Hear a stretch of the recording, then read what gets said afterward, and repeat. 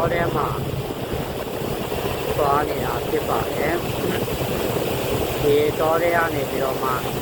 ဖြတ်သွားနေတာဖြစ်ပါတယ်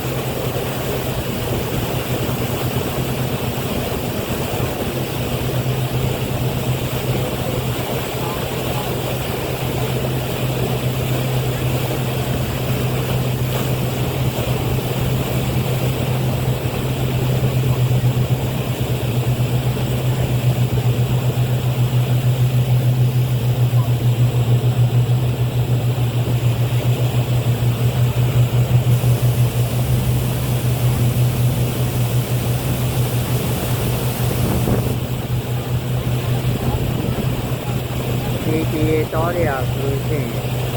အလုံးမဲ့တန်ဖိုးရှိတဲ့တောတွေဖြစ်ကြပါဒီတောတွေအမှသဖြင့်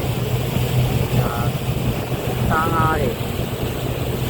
ဒီသတ္တဝါတွေပေါက်ဖွားဖို့ရန်အခြေခံအကျဆုံးသောမရှိမဖြစ်လိုအပ်တဲ့တောများဖြစ်ကြပါ